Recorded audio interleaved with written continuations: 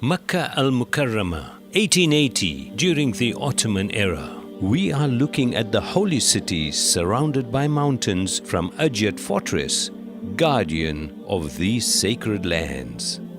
The Ottomans did not even hoist their own flag on Ajyat Fortress out of respect towards the most ancient masjid of the world, Masjid al-Haram, for they were always conscious that they were merely servants of these lands. We are now taking you to the Masjid al-Haram of 1880.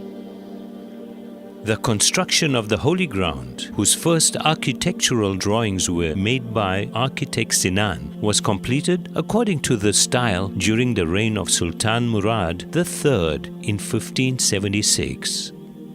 In the later years, the sultans made every effort to make sure Hajj was performed in the most appropriate method. If we pay close attention, we can see that all the buildings in the vicinity were built observing a sensitivity, making sure that none overshadowed Kaaba al-Mu'azzama. Now we see the Ottoman porticos. This is surrounded by the ribats, where the pilgrims who had no financial means could stay for free. The Suleymaniya Madrasa, built adjacent to Masjid al-Haram, indicates how much the Ottomans valued education. Now we are viewing the holy masjid from the side where our Prophet ﷺ used to enter.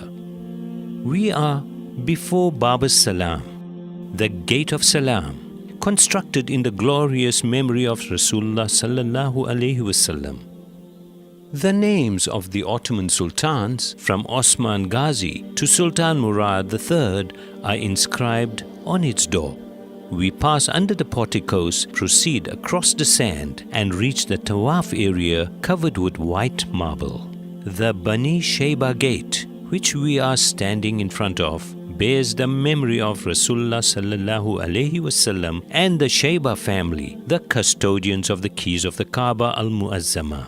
During those times, the Hujjaj or pilgrims entered the masjid for tawaf, passing through the Bani Shayba gate, and continued to the right in accordance with Sunnah of Nabi sallallahu alaihi wasallam.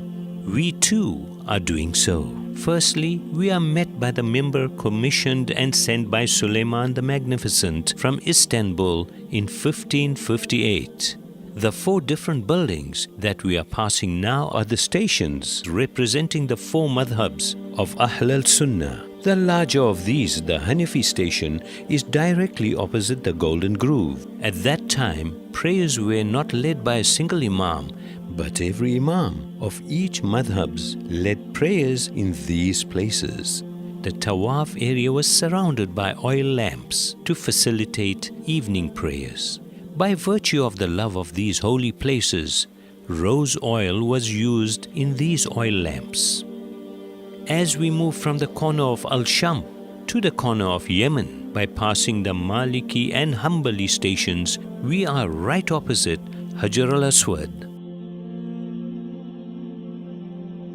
The ruby from paradise, sent down to earth together with Adam alayhi salam. This is the starting point of Tawaf. Multazam, one of the exceptional places where prayers are accepted.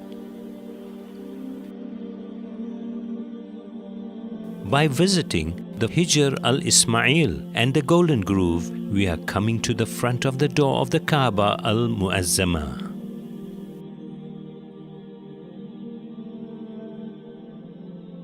The wooden staircase, which was specially made in India from the savan tree, was only used when entering inside.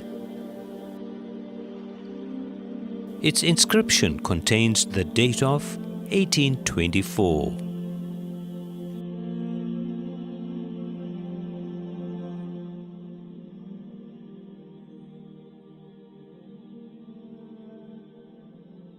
And now we are at the door of Baytullah. The excitement of seeing inside covers our whole soul.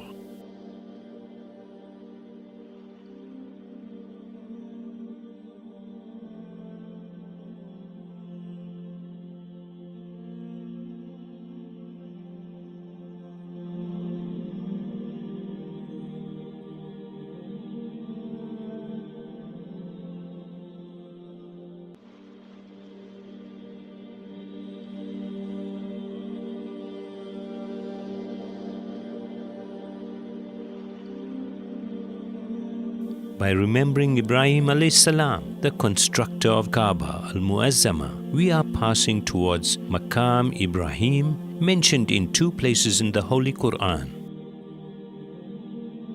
This place is one of the most important sections of Masjidul Haram, where the footprint of Ibrahim alayhi salam miraculously remained on the stone. The area with its open sides near Maqam Ibrahim is the Shafi station. In this hot climate, undoubtedly, Zamzam water is a lifesaver. We are leaving the Shaiba gate and moving on to the Zamzam building. The Ottomans built the first structure over the Zamzam al-Shareef well in 1517 and decorated its wall with ayahs and hadith relating to Zamzam.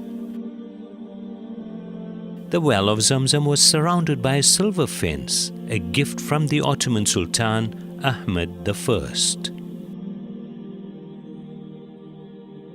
We are leaving the Zamzam al-Shareef building, which is surrounded by public fountains,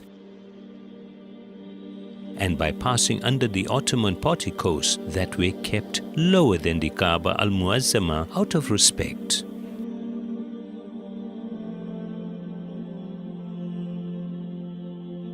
We are coming to the Sa'i area. We are at the starting point of Sa'i on Safa Hill. Rasulullah sallallahu alayhi wasallam climbed up to Safa Hill on the first day he started to preach Islam openly and gathered all the Quraysh around this hill. The Sa'i area is located inside the Ibrahim Valley, which opens to the direction of Arafat, Muzdalifah and Mina, where Hajj is performed. Carrying many memories from the Asr as-Sada, this field, which is 20 meters wide and 394 meters long, was a place independent of Masjid al-Haram and integrated with the city life at that time. It was left uncovered and untouched in order to understand the hardship that Mother Hazrat Hajar faced and to feel a bit of what she was going through. Viewing the city from Marwa, the end point of the Sa'i,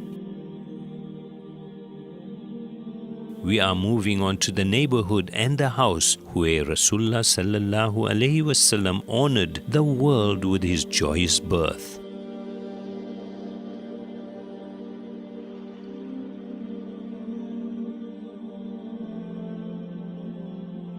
This place has been used as a masjid since the first years of Islam and was known as the Mawlid an-Nabi Masjid in 1880. Let us bid farewell to the place where the divine gazes have centered, the place where the angels frequent, and the Qibla of the Muslims with the words of Rasulullah sallallahu alaihi wasallam.